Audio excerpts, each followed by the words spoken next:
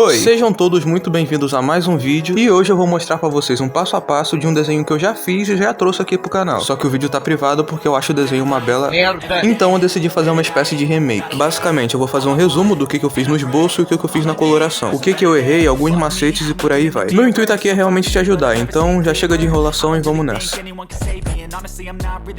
Bom, como sempre eu começo fazendo o esboço, que é basicamente você simplificar o desenho em formas geométricas, tipo quadrados, círculos, cilindros e por aí vai. Que é onde a maioria erra, isso incluindo eu. Falando em erro, vocês devem ter reparado que eu fiz a perna muito fina, mas relaxa que isso daí depois eu corrijo. Pra quem tem toque pode ficar tranquilo. E aí eu finalmente começo a colocar os elementos do rosto. E eu sempre gosto de começar de baixo pra cima, ou seja, começa pela boca, depois sobe pro nariz e depois o olho. A maioria começa fazendo direto pelos olhos, eu acho mais fácil desse jeito. E pra fazer com que os olhos não fiquem um maior que o outro, eu sempre faço aquele esquema, faz duas linhas na vertical, que é pra definir a altura dos olhos, e depois duas linhas na horizontal, que é pra definir a largura dele. E isso por si só já ajuda pra caramba quando você for fazer os olhos. Eu não vou detalhar tanto essa parte do esboço, porque primeiro, esse não é um assunto que eu manjo muito, eu ainda tenho uma certa dificuldade pra fazer. E segundo, que o vídeo ficaria muito longo se eu ficasse detalhando cada coisinha do esboço. Mas eu juro que um dia eu vou trazer um vídeo específico pra esboço, de preferência de corpo inteiro, né, que é mais difícil, não só do rosto. Assim, quando eu realmente estiver dominando muito bem essa parte. Indo pra coloração, finalmente, eu começo como sempre pelos olhos, e fazendo um resumo rápido, na íris eu usei três cores, que foi o marrom, depois o laranja normal e por último o amarelo. E você vai descendo fazendo o degradê. E na parte branca do olho, sem mistério, eu só joguei o cinza escuro, colocando bastante força porque é uma sombra mais concentrada. E na pele eu usei o total de 4 cores, que foi o marrom, que é a tonalidade mais escura, depois o bordeaux, que é o tom médio, o rosa claro e por último o areia, que vai ser a cor que vai mesclar tudo. E como foi que eu fiz? Primeiro eu começo com o marrom, colorindo todas as áreas de sombra. E a segunda camada, como vocês devem imaginar, vai ser com lápis bordeaux. Por que dessa vez eu usei o bordeaux e não o canela? Porque essa tonalidade de pele é mais avermelhada. Eu usaria o canela se fosse mais amarelado. Mas não tem problema, se você não tiver o bordeaux, você pode usar o canela normalmente. E repara que eu uso o bordeaux tanto por cima da sombra, como também fora dela. E eu também não pintei tudo, tiveram algumas áreas que eu acabei deixando em branco. Vai fazer sentido depois. Aí depois eu venho com rosa claro, passando por cima do bordeaux e também por cima das áreas que eu deixei em branco. E aí por último, pra mesclar tudo, eu uso areia. E como essa tonalidade mais fraca, você pode colocar mais força. Essa parte da pele é bem tranquila, eu só usei 4 cores, de um jeito bem simples, e também só leva papo de uns 40 minutos pra fazer, que foi o tempo que eu levei. E falando em parte tranquila de fazer, vamos agora pra essa área amarela aí. Que num todo eu usei um total de 4 cores. Começando com o amarelo, que eu apelidei de amarelo escuro, o laranja normal, o laranja claro e por último o amarelo canário. As 4 cores que eu usei foram essas. E eu começo jogando o amarelo escuro em algumas áreas, tá? Algumas. Depois eu venho com laranja, que eu jogo tanto por cima do amarelo, como também em algumas áreas que eu só joguei o laranja direto. E aí pra fechar essa parte eu jogo o laranja claro, pra deixar com a coloração mais homogênea. E nas partes mais claras eu só uso o amarelo canário. Só que cuidado, que não é pra colorir tudo. Em algumas áreas você deixa em branco. Ou no máximo, se for colorir, faça sem colocar muita força. E foi o que eu fiz também na parte da jaqueta. Mesma coisa, só copiar e colar. É um pouco chato de fazer, sim, mas é bem tranquilo, não tenho o que errar. A única parte que difere um pouco é esse círculo na barriga dele, que basicamente eu usei o marrom pra fazer a parte mais escura, depois o amarelo escuro, tanto por cima do marrom quanto fora dele, e por último, pra fechar, vem com o amarelo canário. E,